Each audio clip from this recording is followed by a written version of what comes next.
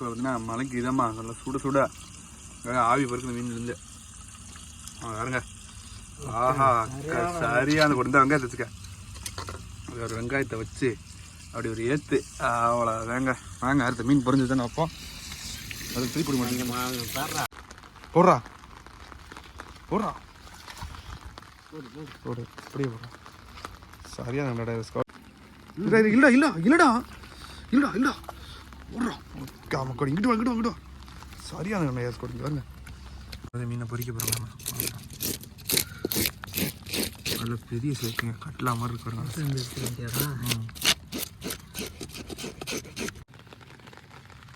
இதெல்லாம் நடக்க போகிறேன்.